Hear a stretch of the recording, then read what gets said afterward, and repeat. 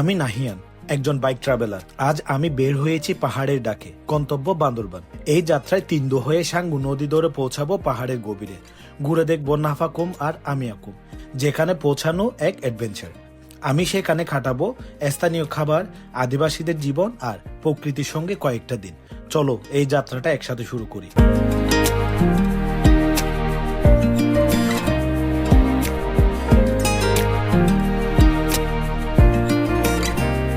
আমরা এখন আছি তিন্দুতে আমরা প্রথম রাত কাটালাম। আমরা এখানে ছিলাম রাতে। এটা হচ্ছে আমাদের দাদার বাসা। দাদা হচ্ছেন কিন্তু আমার এলাকার মেম্বার। আমি একটু পরে দাদাকেও দেখাবো। সকালটা এখানে কাটালাম। আমরা 7টা-8টার দিকে এখান থেকে খাবো, খেয়ে আমরা রওনা হবো হচ্ছে নাফাকুমার আমিয়াকুমের উদ্দেশ্যে। আমাদের জন্য দাদা লাল শাক পোকাচ্ছে, আমরা কিন্তু একটু করে লাল শাক দিয়েই খাবো। ব্যাগ আর প্রয়োজনীয় জিনিসপত্র গুছিয়ে বেরিয়ে পড়ছে পরবর্তী গন্তব্যের জন্য।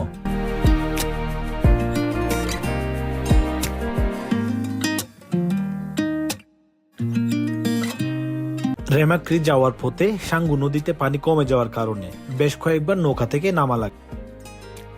আমি পুরো 11 মাস রান করে যে কষ্ট আমার মনে জমছিল সব আজকে দূর হয়ে গেছে। অনেক সুন্দর।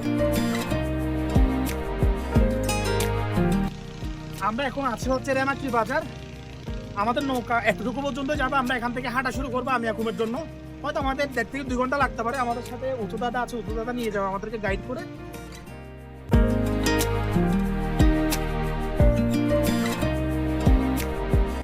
আমরা নাফাকুম যাওয়ার পথে আমাদের এক গ্রুপ মেম্বারের এটা এবং এটা দুটো একসাথে আসতে, তো এখানে একটা চা বিরতি দিলাম।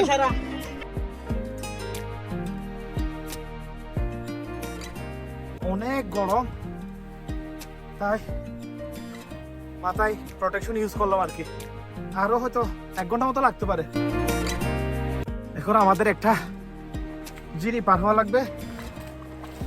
অনেক পিছলা, এই জায়গাগুলো পার হইতে খুব সাবধান। আগে সাঙ্গু নদীতে প্রচুর পরিমাণে মাছ পাওয়া গেলেও এখন তেমন একটা পাওয়া যায় না। ইলেকট্রিক শক দিয়ে সব মাছ ধরে নিচ্ছে। এটা হচ্ছে আমার উথদা, আমার খুব প্রিয় একজন মানুষ। যতবার আসি ওনার বাসায়, নয়তো বা ওনার বাবার বাসায়। আজকে আঙ্কেল অনেক বেশি আপ্যায়ন করছে আমাদের, খুব ভালোই লাগছে। একটা বিশাল হৃদয়ের মানুষ।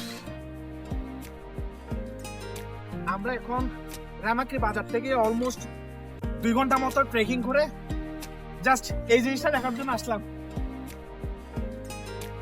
আমরা এখন এই নাফাকুমে আধা ঘন্টা মতো স্টে করবো।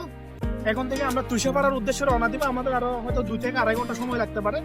যদিও ওইদিকে যাওয়ার জন্য কোনো পারমিশন নাই, আমরা বিজিবি চুপ পাখি দিয়ে যাবো আর কি। যদিও এটা ঠিক না, তারপরেও একটা শখ আছে যে আমি এখন দেখবো। আসলাম নাফাকুম দেখে আর ব্যাক করবো না, ইনশাল্লাহ আমি এখন দেখে আসবো।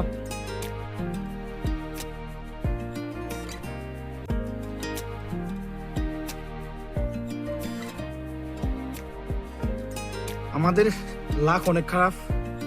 আমরা যাইতে গিয়ে বিজিবির হাতে ধরা পড়লাম, আর কপাল খারাপ যে আমাদের নাফাকুম ঘুরে ব্যাক করতে হচ্ছে, আর আমি এখন যেতে পারলাম না। দেখা যাক, এটা তাহলে অন্য দিন, অন্য কোনো দিনের জন্য তুলে রাখলাম। ব্যাক করতে হচ্ছে, কিছু করার নেই।